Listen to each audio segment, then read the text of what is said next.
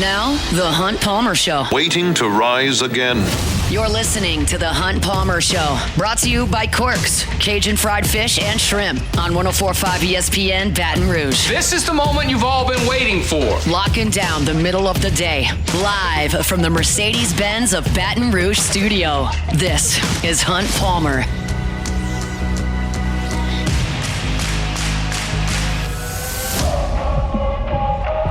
Welcome in. Hunt Palmer coming to you from the Mercedes-Benz of Baton Rouge studio downtown in the capital city on this Friday. It means we're brought to you by Corks, Cajun fried fish and shrimp.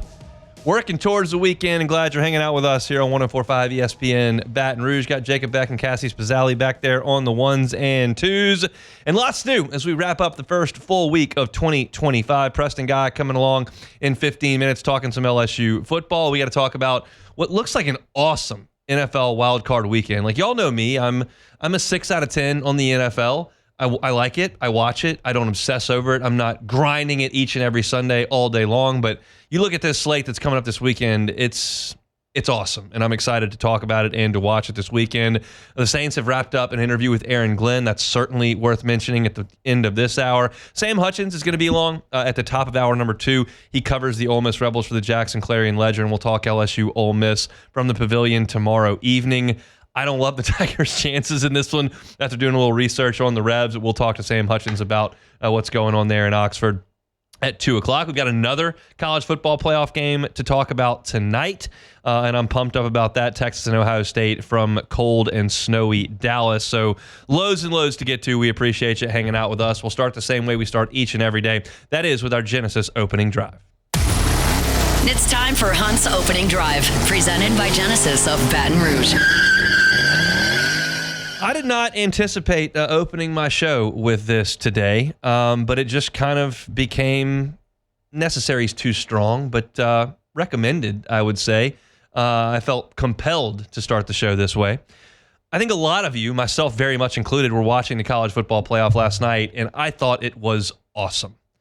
You got 2 massive fan bases, 2 huge brands, iconic uniforms, starving programs to climb the mountain for the first time since the late 80s, physical football teams, great stage. It was awesome. And then the game delivered an incredibly compelling 4 hours of television. It was awesome. I loved every second of it. Don't have any feelings really at all towards Penn State. Not strong feelings for or against Notre Dame. I don't love Notre Dame because of the preferential treatment I think they get, but I don't really care that much about Notre Dame. And so the game ended. I didn't have a preference who won the game. And then you start to see the takes rolling out on the internet. And it wasn't like one, it was multiple takes on the internet. Nicole Auerbach kind of got the snowball going, and I tweeted after that. And it kind of turned into Marcus Freeman has elevated Notre Dame's program to beyond what Brian Kelly did, and Brian Kelly left Notre Dame, and look how foolish he looks now. That was kind of the tone. And I'm kind of looking at that going, okay, let me analyze this. And here's what it comes down to. There are 2 different parts of this equation. One is Brian Kelly's 3-year tenure at LSU. It's a local story. There's not one person that's an LSU fan, that covers LSU, that's a Minnesota Golden Gophers fan, that's a national football analyst. No one thinks that LSU, through 3 years of Brian Kelly, has reached the potential of this program. No one. No one thinks going to the ReliaQuest Bowl with a Heisman Trophy winner is great. No one thinks winning the Texas Bowl means squat in Baton Rouge. That's not even a debate. Brian Kelly has not reached the potential of this program in his time at Baton Rouge. That is beyond debate for anyone. And the second part of the take that I'm inferring off of the internet's churning machine is that Marcus Freeman has very much elevated Notre Dame to a level Brian Kelly couldn't, and that Brian Kelly, in a way, held Notre Dame back from what they could be. Those are 2 separate discussions. People try to blend them into one, but they're 2 very different discussions. I put one of them to bed. Brian Kelly hasn't gotten it done in Baton Rouge. That doesn't mean he won't. I'm not telling you he will, but he hasn't. That part, done. The next part of this equation is, okay, has Marcus Freeman elevated Notre Dame to a level that Brian Kelly couldn't. Well, let's talk about it. Marcus Freeman has gotten Notre Dame to a national championship game. Brian Kelly did that and got annihilated. Marcus Freeman has won a national semifinal. Brian Kelly reached 2 of those and got annihilated. So Marcus Freeman has done something that Brian Kelly didn't do, which is win a semifinal, but he hasn't gotten all the way to the top of the mountain. So let's analyze those 2 achievements, shall we? When Brian Kelly got Notre Dame to a national final in 2012, I mentioned he got annihilated. He did. Alabama beat Notre Dame 42-14. Do you know who was on that Alabama team? Let's look at it. It was A.J. McCarron and Eddie Lacy and T.J. Yeldon behind an offensive line that featured Chance Warmack, first-team All-American, Cyrus Kwanjo, All-American, DJ Fluker, 5-star pro, Amari Cooper. On the defense had D. Milliner, Trey DePriest, Reggie Ragland, Ha Clinton Dix, Landon Collins. I mean, that was a machine. That was prime Saban. Y'all know it very well here in Baton Rouge. And Notre Dame got destroyed. He got back to the semifinal, Kelly did, in 2018, went 12-0 that year, and they played Clemson. They lost 30-3. They got annihilated. You know who was on that Clemson team? Trevor Lawrence, first pick in the draft. Travis Etienne, ACC's all-time touchdown leader. T. Higgins on the offense. Heard of him? Cleveland Farrell, Dexter Lawrence, Christian Wilkins, first-team All-Americans, first-round picks on the defensive line. What did that Clemson team that beat Kelly 30-3 do a week later? They went out to California and beat Alabama 44-16. That's just a fact. And then in 2020, Kelly got back to the semifinal, and he got crushed 31-14 by Alabama. Who was on that Bama team? Mac Jones, Devontae Smith, Jalen Waddle, John Mechie, Najee Harris, Landon Dickerson on the offensive line, Alex Leatherwood and Evan Neal, first-round picks on the offensive line. The defense featured Patrick Surtain, who's the best defensive back in the NFL right now. Will Anderson, pretty good player there. Christian Barmore. What did that Bama team do a week later? They beat Ohio State 52-24. Pretty good. So yes, Marcus Freeman won a semifinal. That's something Brian Kelly couldn't do. He lost to Clemson, a 44-16 national champ a week later, and he lost to Bama, a 52-24 national champion a week later. Now, you look at who Marcus Freeman beat last night. Did you watch Drew Aller play?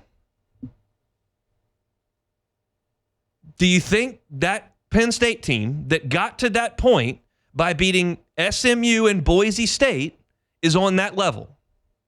I'm asking. I'm not telling you what's what. I'm asking. Do you think that Notre Dame beating that team in a semifinal is a different level than Brian Kelly was able to elevate Notre Dame to? That's a question for you to answer. I know what I think. I think Riley Leonard running for 4 yards at a time and throwing 2 egregious interceptions is going to have a tough time against the 2 teams I just laid out in semifinals, and certainly the Bama team in 2012. That's my opinion. I believe that Marcus Freeman has done a wonderful job at Notre Dame this year. I think they've won close games. I think they play good defense. I think they do what they need to on offense. I think their 2 coordinators are fantastic. I think Freeman's done a great job, and I think Notre Dame is on the precipice of playing for a national championship. That's all of my opinion. I don't think that's too tough to agree with. I also think that this is a comparable-looking Notre Dame team to what I saw Brian Kelly trot out there for a decade. I think my opinion is that the sport, the top of the sport, has come back closer to Notre Dame as opposed to Notre Dame taking 2 or 3 steps up. That's my opinion today.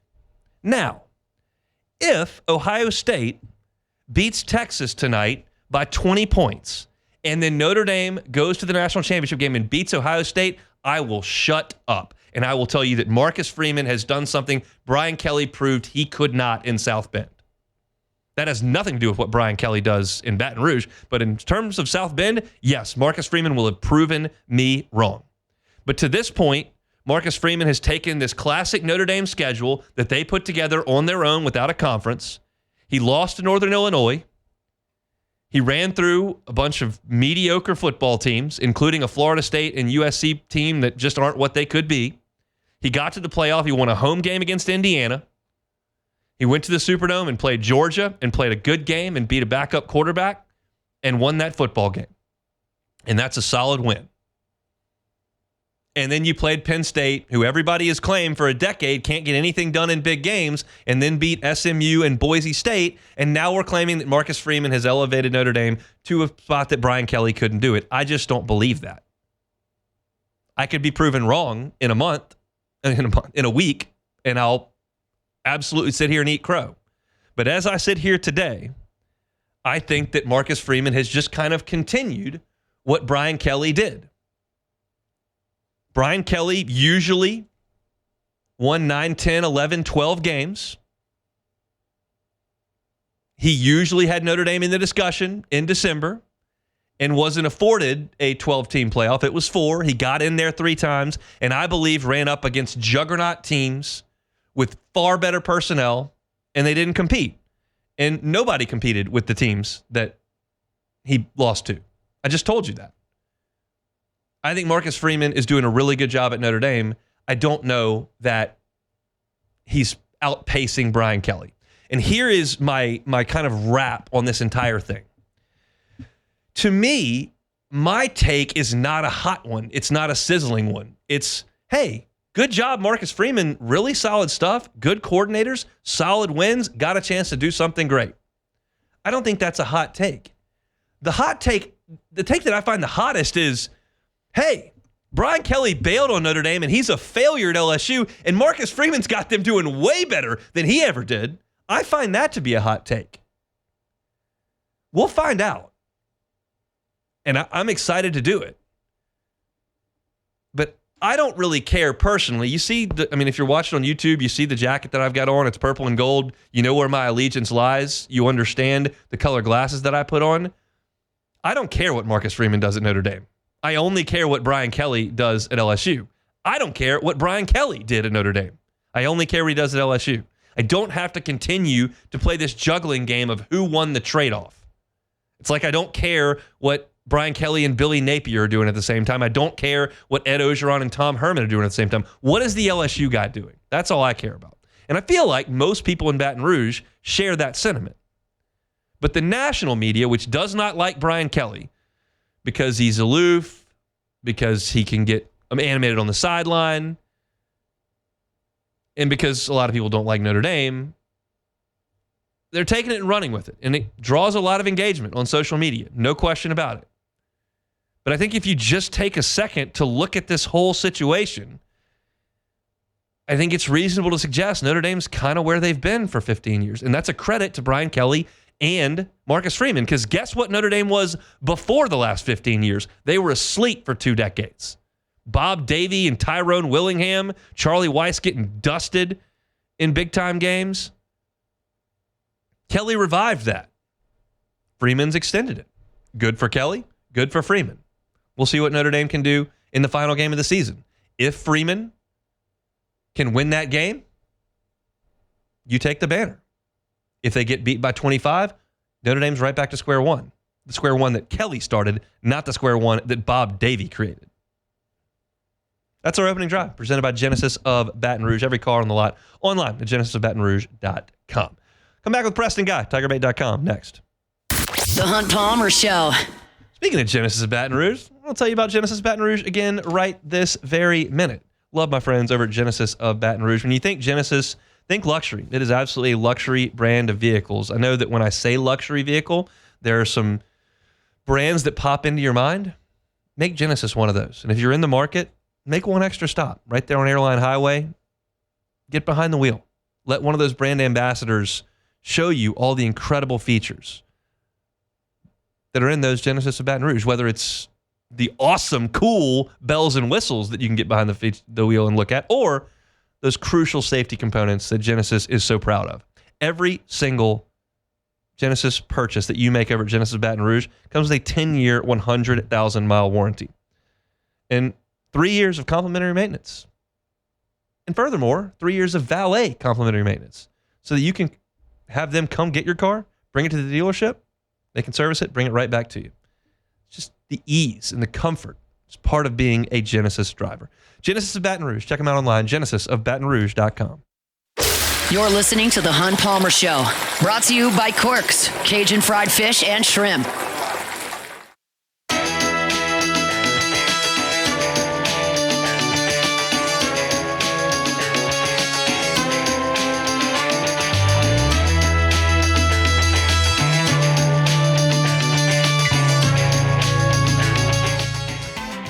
Corks, Cajun fried fish and shrimp bring you our Friday shows each and every week.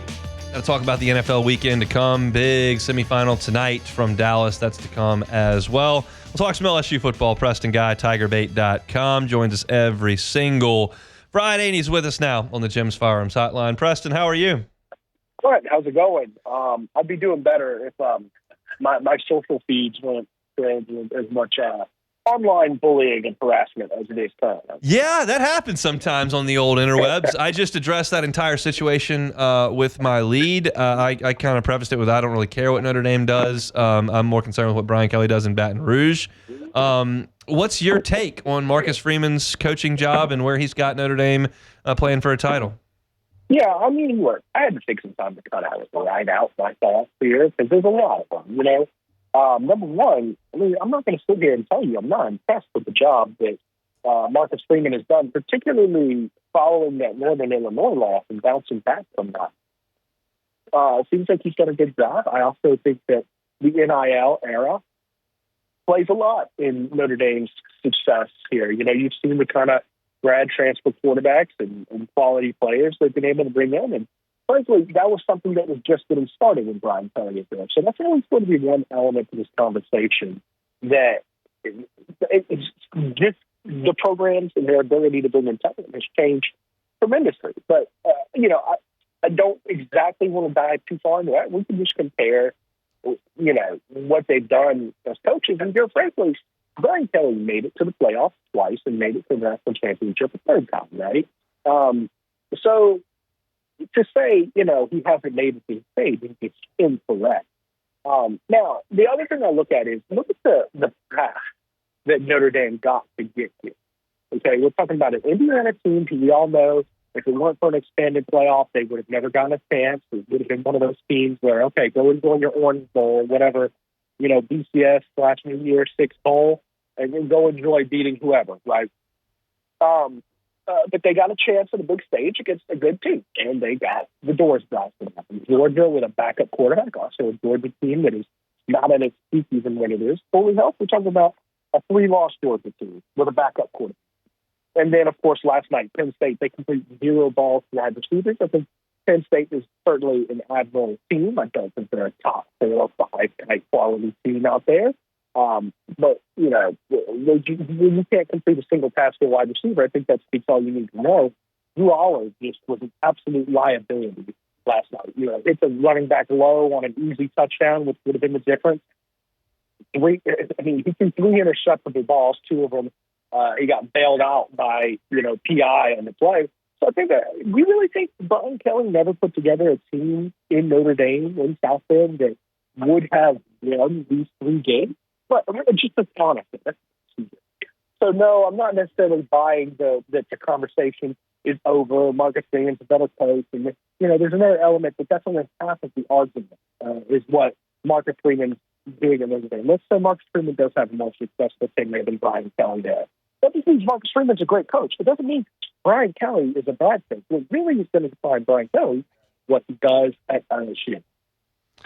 All right, Preston, we're going to reconnect with you. I got you, but the connection's not great, so we'll call you right back. I want to remind you all our Friday show is brought to you by Corks, Cajun fried fish and shrimp. Check out the menu, corksfishandshrimp.com. All your catering, they can help you out with all of that. Big trays of that crispy fried catfish, jumbo Gulf shrimp, crispy shoestring fries as well.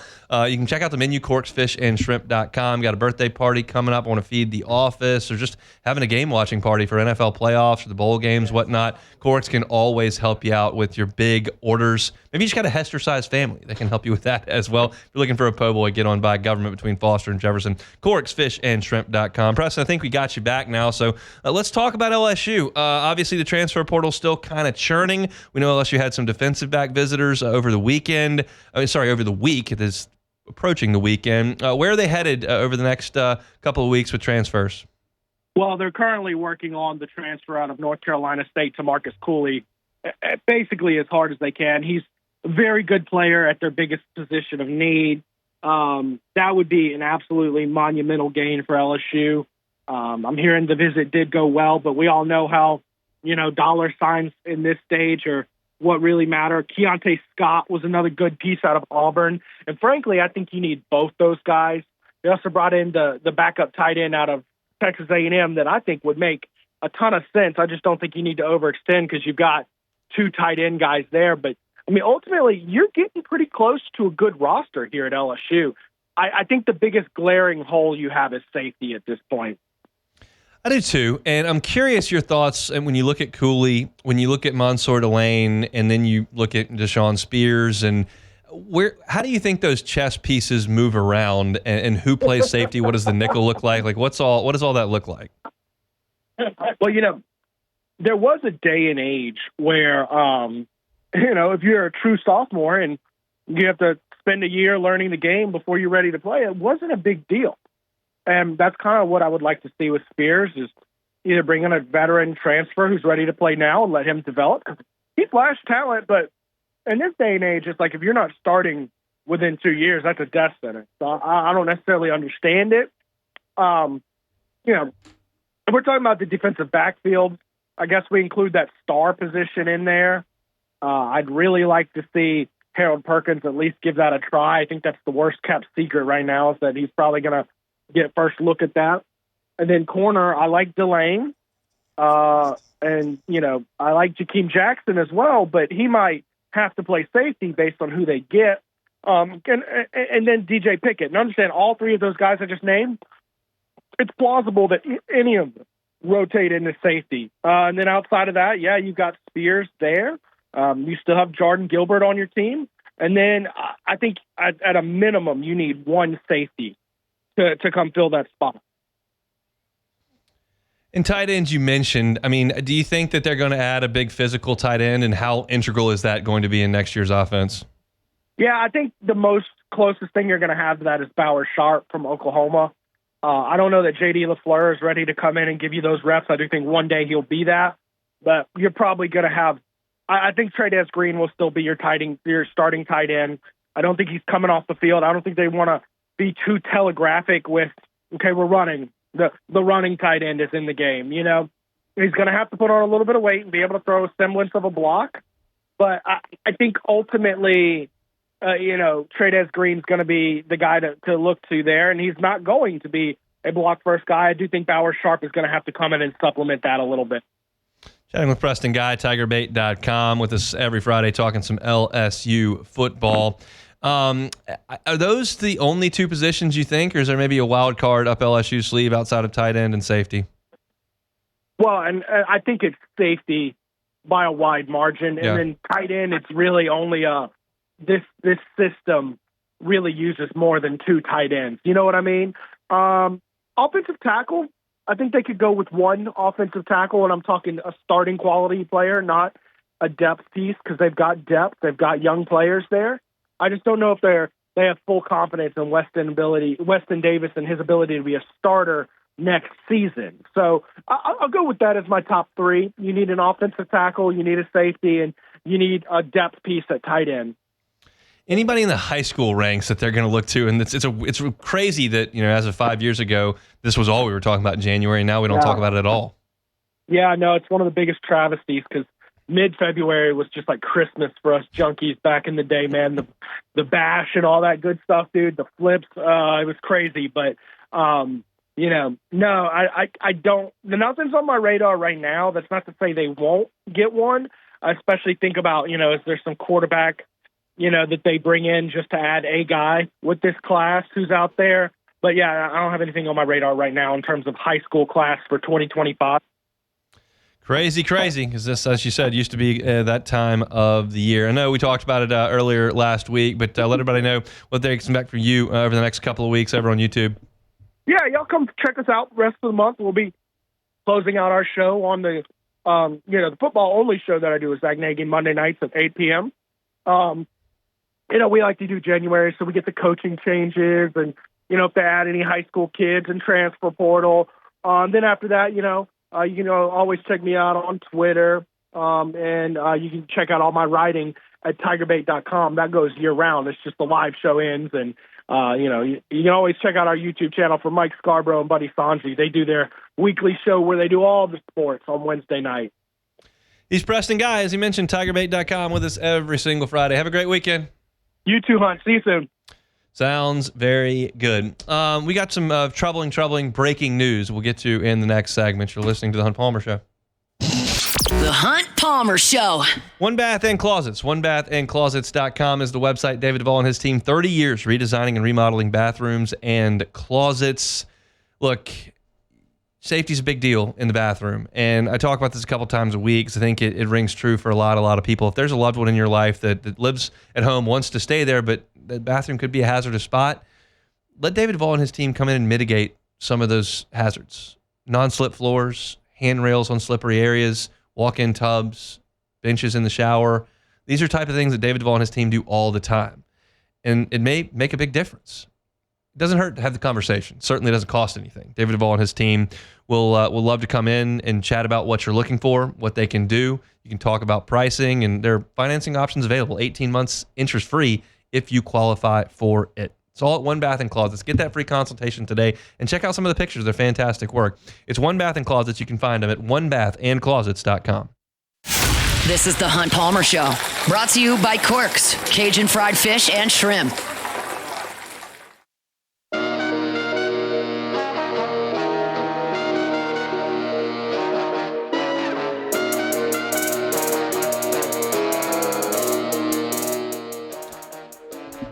Some very, very troubling news coming across the wire. Chris Nakamoto at WAFB has this report as of 25 minutes ago. The headline of the story is LSU standout Kyren Lacy wanted on charges of negligent homicide, felony hit and run. The story reads that state police have issued an arrest warrant for Kyren Lacy. And in that warrant, he's wanted on charges of negligent homicide, felony hit and run, following a December 17th traffic crash that killed a former Marine and 2 others were injured, according to Louisiana State Police. After causing the crash, allegedly, Lacy sped from the scene and did not report his involvement to police. Reading further from the report, it says that Lacy was illegally passing other vehicles, and the driver of a northbound truck abruptly had to brake and swerve to avoid hitting him. And in the process of swerving to avoid hitting Lacy, allegedly what happened was 2 other cars became in a hit and run, which resulted in the death of Herman Hall, a Thibodeau native and 78-year-old former Marine. Again, this came across the wire as we were talking to Preston, so I'm digesting it at the same time that you are. It's certainly tragic with a loss of life to a 78-year-old who served our country. There are 2 others that were injured. I'm looking at the location of the crash, and it says it's on Louisiana Highway 20. I searched that, and it says that Louisiana Highway 20, I'm not familiar with it, but it does go through Terrebonne Parish, Lafourche Parish, and St. James Parish. Lacy is, of course, a Thibodeau native, so it would stand to reason he was down there close to where he grew up. Obviously, this is, 1, tragic for the victims involved, and 2, has huge implications on Kyren Lacy's future. He, as the story reads, and I would have to go back and look this up, but I'm confident that Chris Nakamoto has this part of it right. It's very easy to go look up. But the crash happened on December the 17th, and Lacy declared for the NFL draft on the 19th. Just tragic stuff here. And the first point is clearly the loss of life. And then certainly here on a show where we cover LSU football, there's another piece to this. And as we talked about a number of times, like everyone gets their day in court. And I certainly, as I sit here in this chair, don't know exactly what happened that day. I can only read the report from the police and the reporting that Chris Nakamoto at WAFB has come up with, and it's all right there on WAFB's website if you'd like to go check that out. But this is just a massive blow. This is a felony. There is homicide involved, and now the last thing on Kyren Lacy's mind can be football. This is a young man that enjoyed a phenomenal senior campaign at LSU, highlighted by the game-winning catch over Ole Miss in the end zone in overtime. And this is a guy who was invited to the Combine already. This is a guy who would have been, in my opinion, a third or fourth round, fifth round draft pick and have a real chance to make a career in the NFL. And at this point, you look at that future, and all of it is really, really blurry and insignificant because you're talking about tragedy here in which Kyren Lacy appears to be involved. So there will be a day in court here, and we'll find out the entirety of this story. I know that Matt Moscona has just posted a story up at LouisianaSports.net that details Nakamoto's report. And as I sit here, I'll just be candid with you. It's jarring because I think about a young person with so much future ahead of them. And just, again, I'm trying to be careful because I want to let everyone have their day in court. We did this with Trey Holly, and this happened immediately, and a lot of details have emerged in that Trey Holly, and we don't have a resolution to it, but you have to let the judicial system play out. If this report is accurate, you look at it and you say, man, what a poor decision. You see young people that think they're invincible and oftentimes don't pay attention to rules and laws. And if you're just speeding on highways and passing people in no passing zones and going too fast and causing people to make decisions, it's just unnecessary. And you've talked about the tragedy that's gone on at Georgia with the death of two people affiliated with the football program, and you get young people making poor decisions all the time. And this one, if true, has resulted in tragedy. And it's there are a lot of layers to it. The most important is the loss of life. And then you think about a guy with his entire future in front of him that now has this on his plate due to some poor decisions, according to this report. So I don't have anything further to add to this. If you're just jumping in the car and going, what in the heck is he talking about? I'll just refresh here. Kyren Lacy is reportedly wanted on charges of negligent homicide and felony hit and run, according to Louisiana State Police. It was reported by Chris Nakamoto of WAFB. If you want to check that out, you certainly can over at the website, WAFB.com. And Matt's got a story up also at LouisianaSports.net. There's not a great way to transition out of that. I'm as surprised and kind of jarred by it as anyone. There's still plenty to talk about as far as sports this weekend, so we'll get to that. But we'll leave this in the rearview mirror. Just tragic news, and I don't have a great transition other than to go to break and come back and talk a little bit about football. So we'll do that next on The Hunt Palmer Show. The Hunt Palmer Show. Boudreaux's Electrical Services. Neil Melissa Boudreaux, been at it for 40 years with Generac standby generators. Most of you, we're talking about homeowners, but also plenty of you out there, business owners, commercial property owners. If that's you and you want to make sure that the power doesn't go out where your business and your productivity happens, then call Neil and Melissa at Boudreaux's Electrical, because they handle commercial orders all the time. They've got plenty of manpower and plenty of resources to get that done. So give them a call at the numbers that I give you every single day. 985-397-1562 is the same number they've had for 40 years. That's 985-397-1562. You can also call them at their new Gonzales location, 225-300-9389. That's 225-300-9389. I give you the easy way every way as well. That's BoudreauxElectrical.com. Every single Generac home standby generator that comes from the folks at Boudreaux's Electrical comes with a 7 to 10 year warranty. Not only do you get peace of mind to know the power's not going to go out, but you also get peace of mind of knowing if anything goes wrong, they're going to replace it for 7 to 10 years. It's Boudreaux's Electrical. Find them online at boudreauxelectrical.com. You're listening to The Hunt Palmer Show, brought to you by Quirks, Cajun fried fish and shrimp.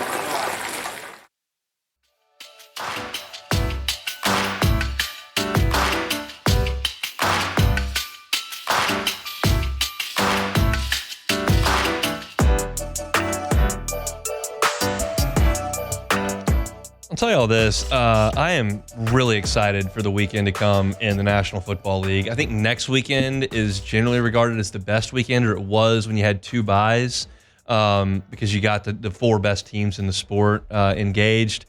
Now there's only 1 bye, and you really got a lot of folks in the hopper this week too. So I'm pumped up. It starts tomorrow with a 3:30 kickoff from Houston. It'll be the 5 seed Chargers at the Texans. Chargers are a 3-point favorite on the road. Justin Herbert, one thing, like, the Chargers have completely changed their identity under Jim Harbaugh, and that's not surprising because of how good a coach he is. But, I mean, you're talking about Justin Herbert. He threw 3 interceptions on the year. That's the fewest in the NFL. The question is, can he keep that going against the Texans defense? It's been great. They've got 19 interceptions on the year. That's the second most in the league. They allow the lowest completion percentage in the league. And one note that I looked up, ESPN had this note when I was digging for things on this game. This officiating crew that will call the game threw the 5th fewest flags this year and only called defensive holding 5 times all season. That's the fewest for any crew in the NFL. They're going to let these Texans DBs get their hands on San Diego. Now, we know that San Diego wants to run the ball.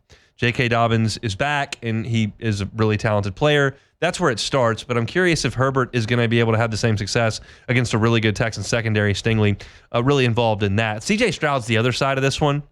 He's had a bit of a sophomore slump. His rookie year, 23 touchdowns and 5 picks. This year, 20 touchdowns and 12 picks. He was sacked 38 times last year, 52 this year. And Khalil Mack and Joey Bosa kind of know a thing or two about rushing the passer. Stroud, incidentally, 0-2 against Jim Harbaugh when he was at Ohio State. I think this is a running football game, not necessarily a throwing football game. I like the under in this game, but I also like the Chargers to go to Houston and win. I just don't feel like the Texans are quite what we thought they were going to be with Stroud emerging as one of the top 5 or 6 quarterbacks in the league. He's not right now. I'll take the Chargers running the football and making things happen. So give me the Chargers on the road in that game. 7 o'clock Saturday night, the Steelers are at Baltimore, the 6 seed versus the 3 seed. 9.5-point number. The Ravens are favored, obviously, because the Steelers have lost 4 in a row. And over the course of those 4 games, they've scored 14 points per game, which is awful. And they're 29th in the NFL in total defense over the last month.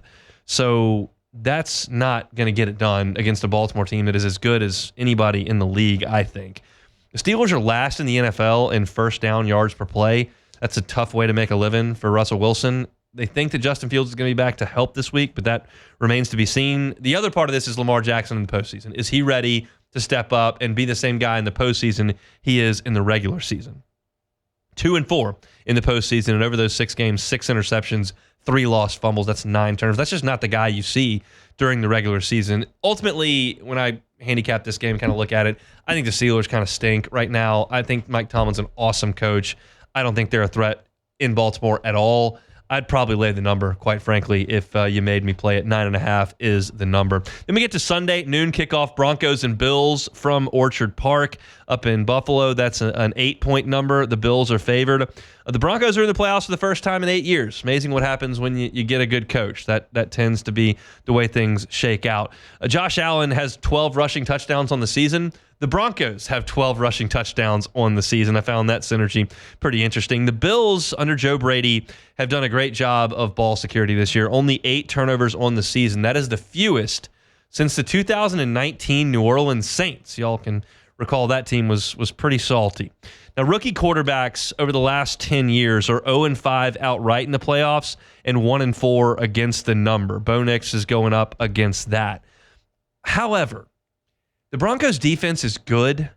They've got great guys out on the edge. Surtain, certainly chief among those. I think the Broncos can keep this within the number. I'd probably take the Bills to win, but 8 gives me some real cushion on the front end of that. I think Sean Payton's great. Give me the Broncos to cover and the Bills to win on that 8-point number.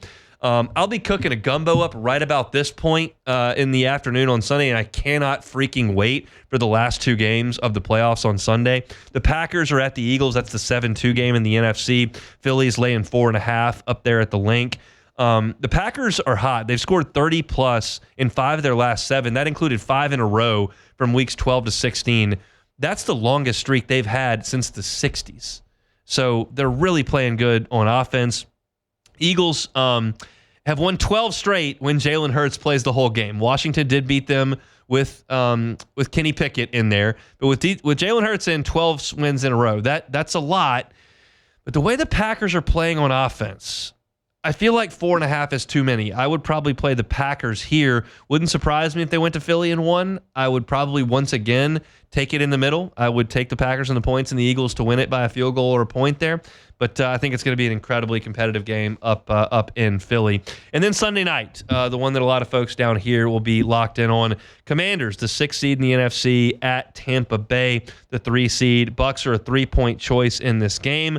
It's just been an incredible ascent for Jaden Daniels and this Washington team. In weeks 1 through 3, Washington allowed 29 points per game. That was 29th in the league.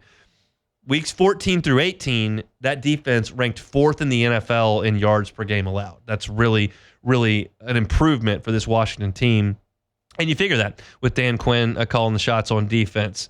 I think Marshawn Lattimore's healthy, and we know what that means with Mike Evans coming to town. Y'all are well aware of that storyline. He shut him down for a decade. So we'll see if he is healthy and if he can be the same guy he's been in New Orleans all these years. Todd Bowles in this Tampa Bay defense blitz a lot, and Jaden handles the blitz really well. He runs for 10.7 yards per carry against the blitz, and I think an interesting caveat to that is that no quarterback runs more against the blitz than Jaden Daniels. So it's not like he busted a couple, and that's where the yards per carry come from against the blitz. No, he runs more than anybody, and he still runs for 10.7 yards per carry against the blitz. That could be a huge piece. His legs are really important. I didn't love how much he was running in that game against Philly a couple of weeks ago. Like, I just thought he was really, really pushing it with how often he was getting hit, but did a great job in that game to lead him to victory. This is the thing with the Commanders, and it's not like a shocking thing. The Commanders did not have a good year last year. That's why they were in position to draft Jaden Daniels, and they got an easier schedule than most teams in the league. And so 10 of their wins came against teams with losing records. Okay, you got to step up, but do we think that Tampa is a juggernaut? I don't.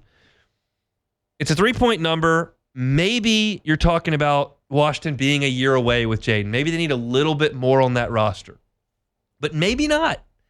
I'm going to go with Jaden in this game. I'm going to ride with my guy. It's a biased pick. It's purple and gold glasses. It's wanting with my heart instead of my head. But I like the way he's playing. I think he's hard to deal with. I think that Tampa is among the worst teams in all of the playoffs. So is Washington. But I'm not picking them to beat Kansas City or the Bills here. I'm picking them to beat the Bucs, and I feel okay about it. Did anybody really think that Joe Burrow was ready to get to the Super Bowl whenever they did? It was the second year. It was, but still. No, your answer is no. It's funny you asked that, because that was the first year we did Hunt and Hill, and we did an exercise starting in week 1 where basically the point of it was, okay, you can start with as many teams as you want, but we want you to start with as few as you can that can win the Super Bowl, and we'll pare it down every week. And the goal is to keep your list as short as possible without missing. And neither of us even started with the Bengals on the list, which is a pretty big list. I would imagine we had 14 teams on the list, and the Bengals weren't there. So I think the exercise was actually helpful in that it's that competitive, because I think you could have pared college football down pretty good. The NFL, even though it's got far fewer teams, has far more teams that have a chance to win, I would suggest. And that's interesting. And so, no, nobody expected the Bengals to be there at that point. I don't expect Washington to get all the way through this, but I think they can win on Sunday night. Yeah, I agree with you. I do as well. The Buccaneers are not very good. They played in probably, I don't know if you could say that the South was the worst division, because The AFC South was pretty bad too, but Usually is, yes. yeah. So it was not a great division. We figured that Houston would be really good, and they weren't really good. Yeah, but the Bucs had some good wins this year. They also had some terrible losses. So depends on which Bucs team shows up. I hope it's the bad one. And one of their wins this year was against Washington in Week 1. They're going to be looking at a whole different dude in this game. I think Saturday is really good with Chargers and Texans. That should be a competitive game. And then Steelers-Ravens just has a great feel to it. Divisional ride, matchup, night game in Baltimore, the whole thing. But I don't think it's going to be that competitive. Sunday, just sign me up. Josh Allen and Joe Brady against Sean P. Then you got Packers-Eagles in that midday slot from Philly, which should be electrifying. And then Jaden and the Bucs. I think that's a double storyline for those in South Louisiana with Jaden on the field, and I think a lot of people don't like the Bucs. So I'm in for all of that. My bride asked me for a gumbo on Sunday. We're going to make that happen, and there's going to be a lot of football involved in all of that. So fired up to watch it and then talk about it coming up on Sunday. I feel the need to go back to the story if you're just jumping in the car and haven't heard this as we wrap up hour number 1. Chris Nakamoto of WAFB reporting that LSU standout Kyren Lacy wanted on charges of negligent homicide, felony hit and run, and the result of a mid-December accident that was fatal for a 78-year-old down in South Louisiana. So we talked about it a little bit in the previous segment. I didn't want to completely leave it in the rearview mirror. It's our job to kind of relay those things when they happen. So just tragic stuff, quite literally, with the loss of life. And it's just very disappointing to me to hear about a young person with all that in front of them and to have that happen. And that's another aspect of this story. It's just really, really sad from every single perspective. So we got a lot to do in hour number 2. Hope you all come back with us. Got to talk about the Saints and Aaron Glenn. They've wrapped up an interview. We're going to talk some LSU basketball as they host Ole Miss tomorrow. We'll talk with Sam Hutchins of the Jackson Clarion Ledger coming up in about 5 minutes. Still got to talk Texas and Ohio State as that's coming up tonight, which I'm excited to watch and kind of interested to see how that thing shakes out. So we've got a ton to do in the second hour. Our Friday shows are brought to you by Cork's Cajun Fried Fish and Shrimp. Check them out online at corksfishandshrimp.com. We're going to pause for SportsCenter. Hope you'll rejoin us for hour 2 coming up next. The Hunt Palmer Show.